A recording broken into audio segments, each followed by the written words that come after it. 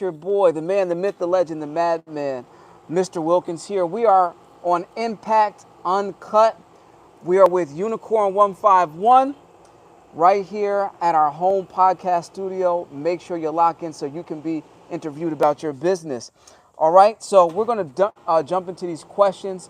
Just for background, me and Unicorn have known each other for not even a year yet. Almost, but yeah. already done some business together, Yes, right? yes. Major. Yeah, major. Yeah. Made history, really. Actually. World Cup? Yeah, World Okay, Cup. Big all right. things. So we've done that already, but now we want to get behind the business. We want to talk about what it's like to be Unicorn 151 off the stage, right? And that's the whole purpose of Impact Uncut. Yeah.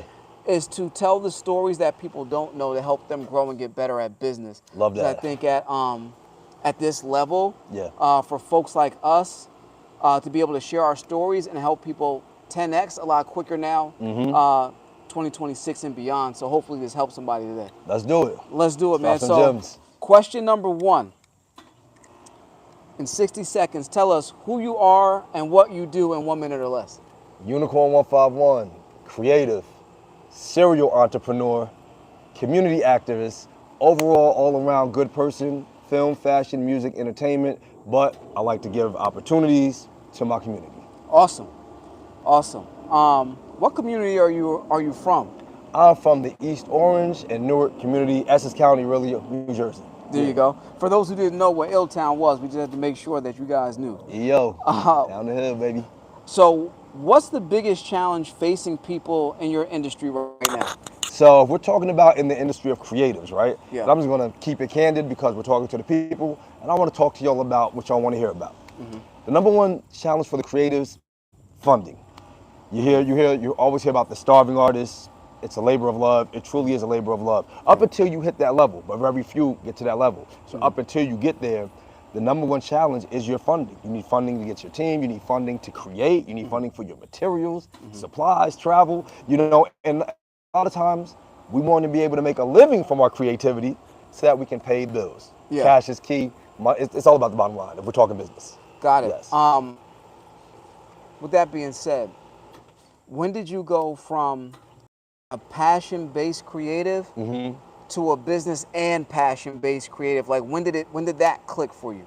I think that really clicked for me when I was in school for business. Well, a lot of people don't know this, but my pops is a professor of economics.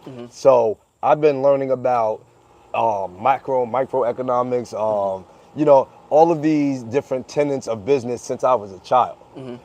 So business was already kind of ingrained in me, but I think once I began selling merch, I want to say, and I had to learn return and margins and bulk and wholesale and retail and supply chain, that's when it became like, okay, you need to know the business behind it because it's fun to create, it's fun to design, but when it's time to sell and make some money, you really need to know your business so that you can reach the next level. So yeah.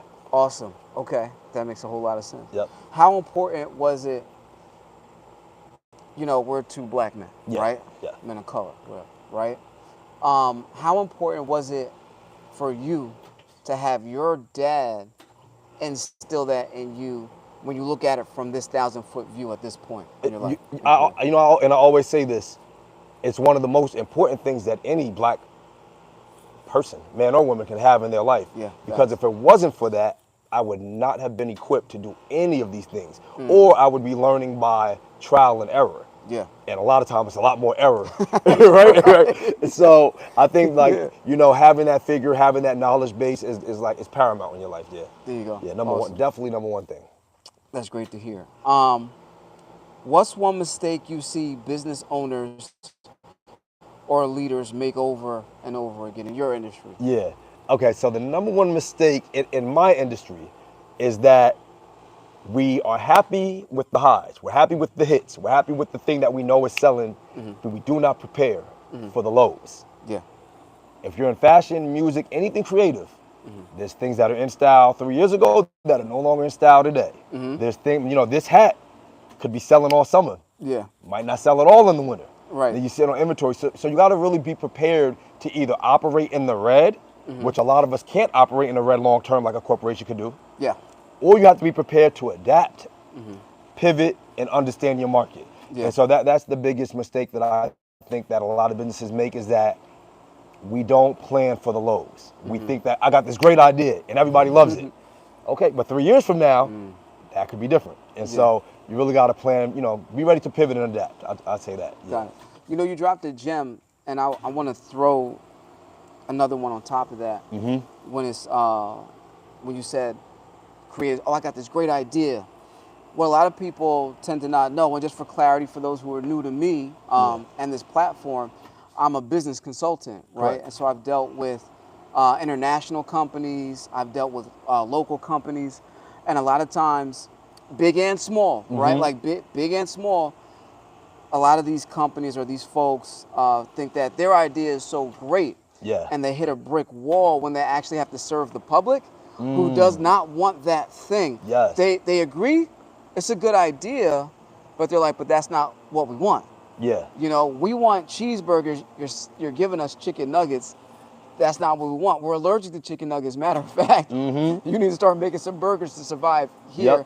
And I think doing like a study of where you're going to drop your clothing line, drop your album, who's your listener, who's your buyer, who's your target market. You have to do a deep dive and communicate with them directly. Right? Yep. So, hopefully that helps somebody. But question number 4. Yeah. What's one thing you've learned that completely changed the way you lead or run your organization? The one thing I learned was the importance of good leadership. And when I say good leadership, I mean the ability to really direct and make decisions that's best for the overall company. Not decisions that make me happy, not decisions that make my homies happy, not decisions that my girl won't get mad at, decisions that are best for the overall. And that can be hard sometimes. Sometimes you might have to not work with somebody you've been working with and work with somebody new to get to the mission complete, right? Sometimes everybody can't go. Sometimes you might have to make a deal that doesn't favor, somebody who thinks they deserve a certain thing. And you have to be really, sometimes you got to be cold and calculate. I hate to say it like that, but business doesn't have feelings. That's right. So you have to calculate what's best for the overall, not what's best for me, not what's best for my friends. There's really no feelings of happiness in it. It's about what will take us to the next level, what will be successful. If I make this decision, will it increase us, stagnate us, or decrease us? So that's one thing I had to learn is like, there's a different type of logic to business where feelings, and I'm a feelings person, feelings just aren't that involved. Right. Yeah. Has that been, okay, it's hard. But how much sleep have you had to lose over that? And then how did you get over? Because I think that destroys some business owners. Like, they either won't make the pivot, or they make the pivot, it hurts them so much they don't continue. Yeah, that's facts. Back in the day, like anybody that knows me, they know, if you saw me, you saw at least 20 to 50 people with me. And on certain days, you see like 100. That's not the case today, right? Reason being, I tried my best to stick it out using that method.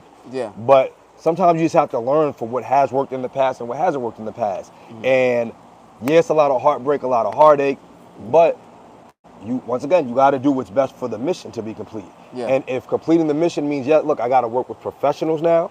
I got to hire people with degrees to handle this role, and maybe I can find you another role, or maybe no role at all. But that's kind of. And I've lost a lot of sleep. There's a lot of good friends of mine that you don't see me with often because I'm handling business so much. Now, we're still cool on the side. You'll see them at barbecues, reunions, so on and so forth. But on my day-to-day, you won't see me with my homies because my homies are not doing the same business that I'm doing. That's right. That makes sense, Question number 5. If you had just one piece of advice for someone trying to grow a business today, what would it be? Ooh. I practiced this.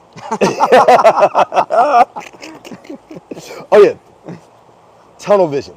So boom, you're starting a business, you got an idea, you got a vision. People say your vision sound crazy, your idea is whack, so on and so forth. Guess what? Stick with your vision and your idea because you're the only one who knows it, right? One is tunnel vision for what you want to do, and tunnel vision to see it through to the end. Not tunnel vision to start it and then get scared off because everybody, around you said work. Fatigue. See it through. Yes, the fatigue. But also, there's the consistency. right? You know how you hear a song, repetition makes you like a song that you didn't normally like? Consistency in what you're doing, whether it's posting, whether it's creating, whether it's making sure, listen, I got an order of 100, and after I this 100, I got to make sure I produce and manufacture 100 more.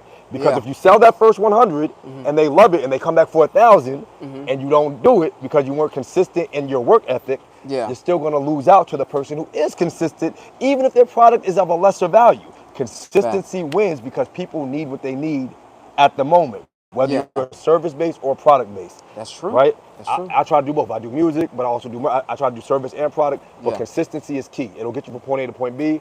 The number one thing I'll leave you with is you're one success away from being successful. Yeah.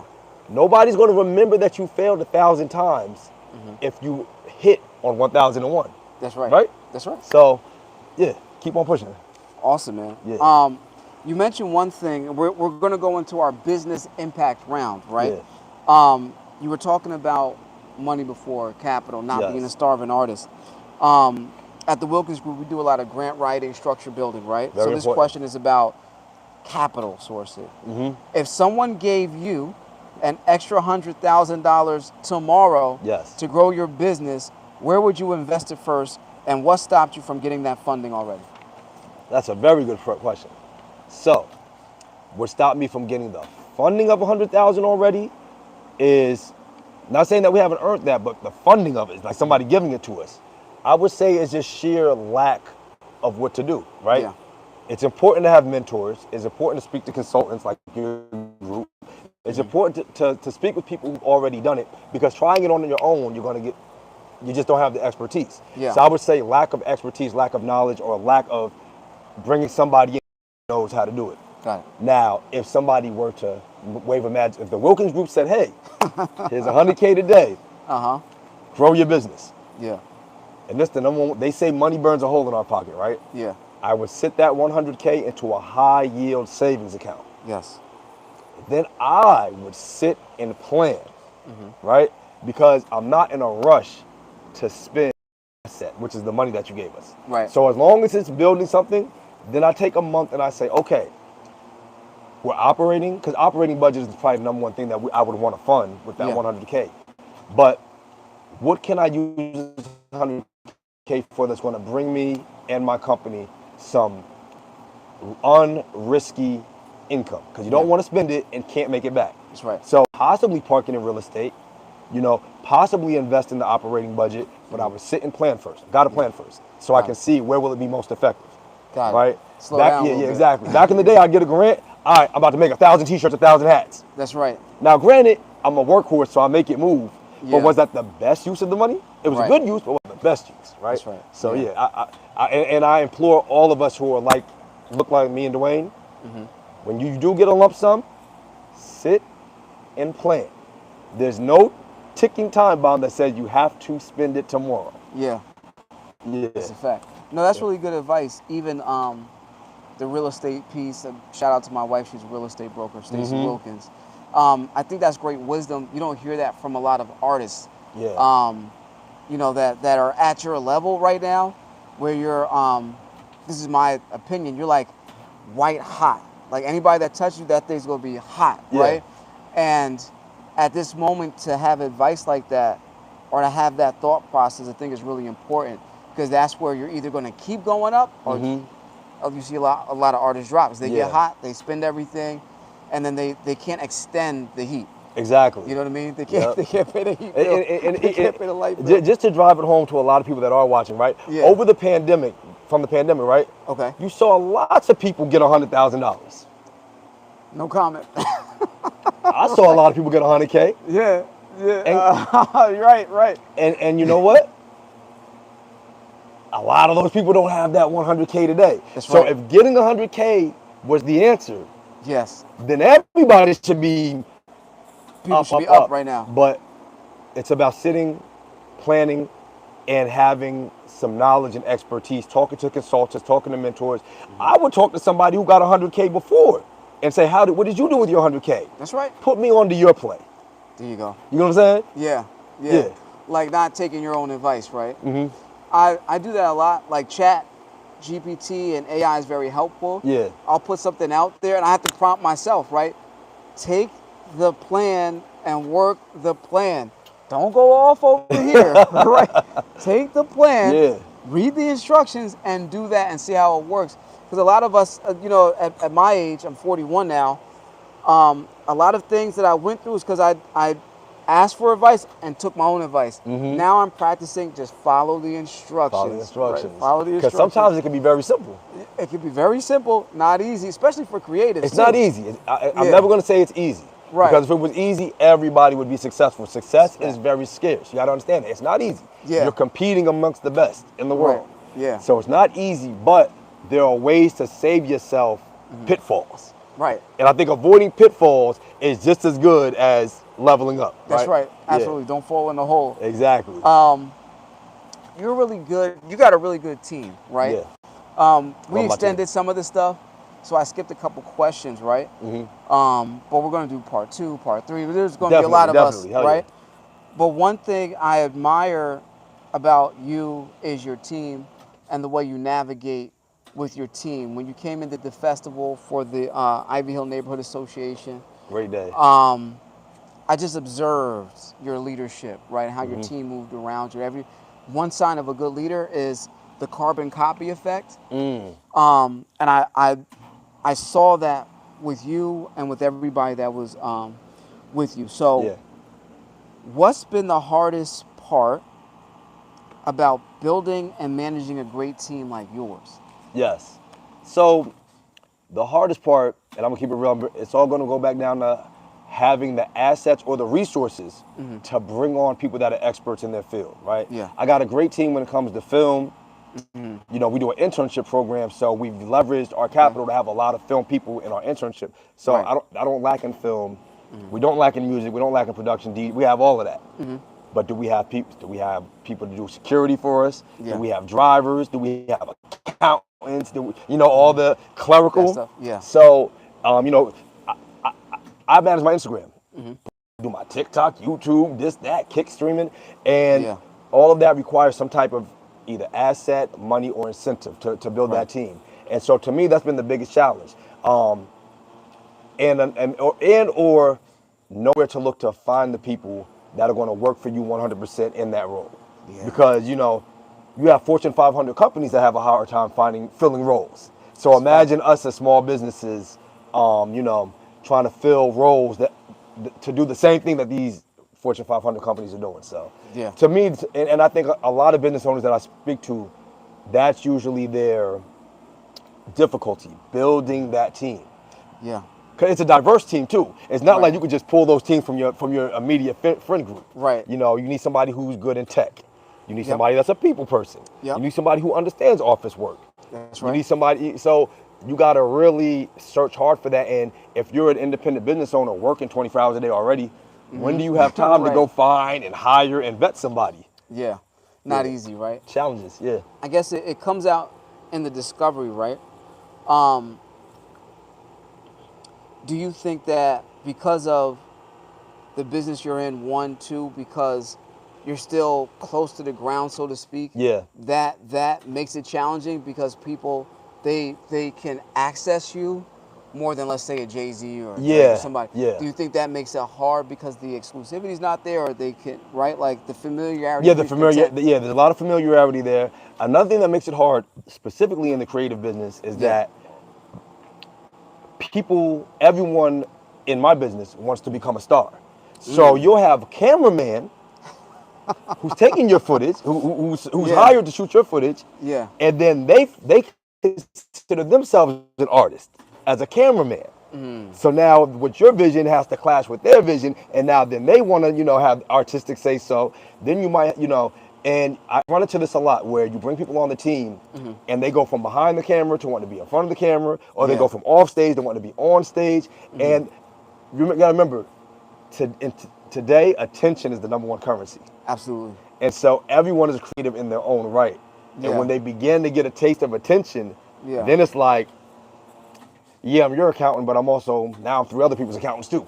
Yeah. You know what I'm saying? And now they're like, Now I'm a celebrity accountant. yeah. Right? Now I'm invited to the dinners. Now I'm doing Yeah, this. yeah. Now I'm getting my pictures taken. And so, You can run into that a lot too. So it's kind of when you find somebody that really wants to play their role and they're not ruled by attention, keep that person. If they take pride in their role. Yeah. Yeah. There's a lot of things I'm thinking, right? But I want to go in this direction. We met December, maybe November. We've stayed in touch. Yes. Like I said, you're white hot right now. Like you could do a lot of things. You could be doing a lot of things. But you're here doing this interview with me, and I appreciate that. Of course. How important, based on what you just said, is relationship and loyalty this day and age, particularly with what do you call it, first person syndrome, or Yes. What do they call it, main character Main energy. character syndrome. Yeah. Yeah. I was literally about to touch on that on the last question, but I'm glad you touched on that. Yeah. Your network is your number one thing. Yeah. Right. Especially this day and age, it's all about who you know. If you fill out a job application, you're probably last in line to the people that already know the people that are hiring. Right. Absolutely. So. Yeah. And so. Not just meeting people and networking, but keeping in contact. Since me and you met that day, I remember, we didn't just meet. We had our meetings. We had the coffee, we had the lunches, and then we made our plans, and we acted upon our plans. That's right. To the point where separately we did something big, and then we came together and did things big, right? That's right. And I love being able to do that with multiple people, because you also have a good network too. Who you know can connect dots, you can supplement each other and just accomplish great things based on who you know. Yeah. I want to dive deeper into that Yeah. because we're on it. I think it's important. Since we're on the subject, how do you spot a good quality contact, right? And I'll flip it. I'll give the example. When I met you, energy was good. Yes. You had value because we were talking to the mayor kind of at the same time, and you said, well, I drew the first World Cup mural in the state, right? I'm like, okay, value, talent, something that's important to something that is important coming up. Yep. But then we stayed in contact. Then you were genuine. You always showed up.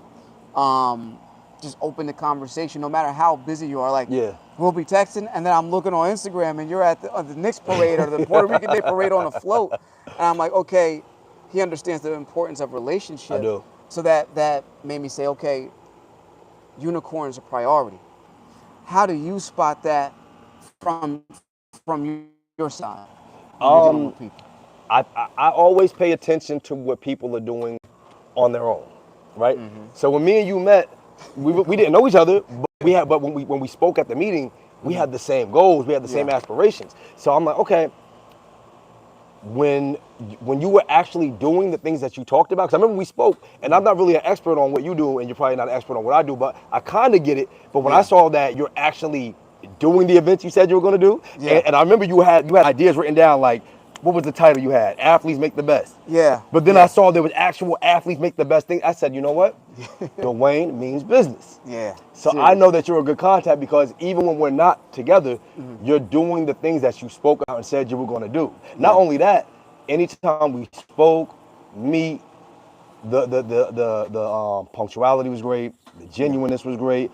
My girl met your wife. That was a good click. Yeah. I invite you to stuff, you invite me to stuff. When we show up, we're adding value in every room that we're in, right? Absolutely. And even when I go to your events, I'm sitting down as a guest, I'm watching either you or your wife work the room and add value. That's a good contact. Absolutely. We're doing the same things and we have the same fervor for success. So yeah. That's a high compliment. I appreciate that, man. Definitely. No, that's awesome. Where's the next Yeah, I was question? happy to see those things. Yeah, you know what? It's been working out, hasn't it? I said, one thing I'm always like, I love people who do what they say they're going to do. I'm big on that. Yeah. Yeah, I have a couple sayings. I'm always coming up with some idiom or slogan, right? Got 1,000 T-shirt ideas in my mind. But one thing I always say is, I'm a man of my word. Facts. Yes. I'm a man of my word. Like, yes. if you didn't hear back from me, doesn't mean I forgot. It means dream deferred. I'm gonna spin the block though. Yes. I'm gonna spin the block either with an apology or a bag, right? Like, so I'm like, yo, this didn't work out. But being a man of your word, and we spoke about your father, integrity. Yes. I was raised by my grandparents, and of course, I was attached at my grandfather's hip, and relationships and integrity, being a man of your word. If he said it, it was happening. Yes. I can't think of a time where my grandfather said something, he didn't do it. Didn't do. Mm-hmm. Like And that he's means something. gone, his name still opens doors because of integrity. Yes. Right. It's up to us to not tarnish that legacy. Mm-hmm. And for me, it's about building on top of the legacy of what my grandparents put in place. Yeah. So that's really important to me. And then meeting genuine people like yourself, it's like you got to double down on people who will go to bat with you. Facts. And to work with you. And I Yeah. think with the main character syndrome thing, Mm-hmm. some people ain't working out. But that's why, if I'm talking to you, if that shoe hits you, put it on and walk with it because Yes. you needed that one. Okay. Anyway, That's a fact. it's a fact. Yeah. If the Wilkins Group, shameless plug, Yes. all right? If the Wilkins Group could wave a magic wand and solve one challenge in your business tomorrow, what would you choose? So I would go back to what I was talking about before. 'Cause like I said, we got a great team. Creative-wise, no shortage of ideas. Yeah. Plan-wise, we got multiple plans mapped Yeah. out. Execution-wise is where we always need the help. Not myself, but just all creatives. Yeah. So if the Wilkins Group could, and I'm going to manifest that it will, because I think we've done great business before. I'd love to do more great business going forward. But if they could wave a magic wand, I would enhance the operational budget. There you go. Because the ability to hire, the ability to just execute without having to fundraise or without having to ask or without saying, you know what, we can go 50-50, da-da-da-da. Yeah, If just we could move. just straight execute, Yeah. and you saw the opportunity that came here, Yeah. bro, we'll wipe the floor when it comes to success. That's right. As long as if we can just execute, because everything else is in place. Yeah. You know, the ideas are here, the talent's here. I'm not worried about that. It's just, can we execute and can we execute fast? There you go. Yeah. Speed kills. Yeah. Yep. Last one. Where can people connect with you? I mean, I think they know that, right? Where can they connect with you? Because you want to give them your socials and how to reach out to you, book you, all that other stuff. Yep. But what's the next thing? Where should they come see you perform at next? Nice. Okay, well, you can connect with me. Everything's on my Instagram, at Unicorn151. Everything is posted there, every flyer, every event. Watch my stories, stay in tune, because we always got some cool stuff going on. For bookings, inquiries, holla at Aquil Smalls at A Consulting. That's the business, and everything is business. There you go. And if you want to come see us perform, man, hours of peace will be there. We got a lot of show. I got to ask Aquil what the schedule is, but look on my Instagram. Anything I post, we're going to be there, and we don't just perform. We put an experience together. You're going to have fun, man. Yeah. Just pull up, man, and support. We got merch. We got all type of activations for the kids and for the community. Just come and support. Even your presence is support. There you go. You just performed recently with the Westport Councilman Dupre Do It All, Kelly, yes. also known as Do It All from Lords of the Underground. Yes. I was happy to see that because I'm like, all right, that was long overdue, right? But Right. it's a great full circle moment. He's the first rapper to become an elected official in the United States of America. Correct. And you as a, not going to say, like you're white hot right now, doing big things for the city, but beyond, because you got reach and you got that star quality. What was that like? That was, like you said, that was like a full circle moment because I'm not just a musician, but I'm a student of the game. I study hip hop. Okay. Do It All from Lords of the. I had the Lords of the Underground cassette tape. Wow. I had Do the you still have artifacts. it? If I gotta go on my storage units and check. Okay. But Lords of the Underground, Onyx, the artifacts, the Outsiders, Redman, all of these artists that I get to be around now. Yeah. As a kid, I had them in my Walkman and in my Discman, listening to them. Yeah. So it's just so dope to be able to make music with them, and the fact that they're still making music and still hot.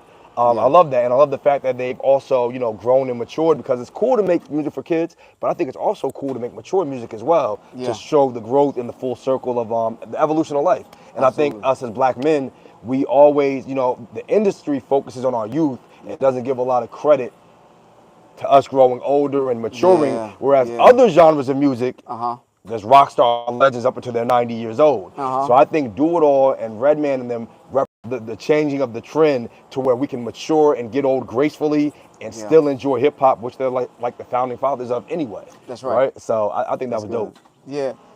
You know, it's funny. It's funny you say that. A lot of the stuff I'm pushing out on social now is for like 40 and up, Yeah. business leaders, family men. You know, Mm-hmm.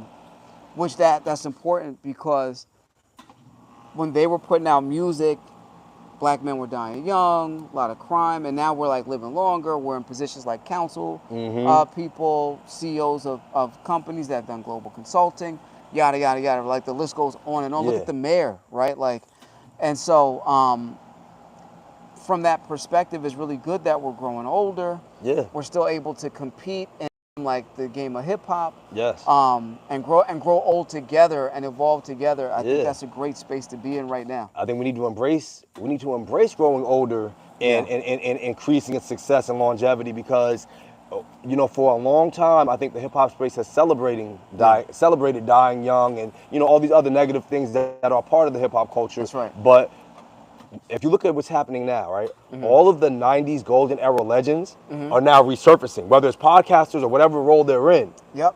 Yes. That whole era is resurfacing Yeah. now. And it's resurfacing almost to the same level of hype as the new acts, right? Yeah.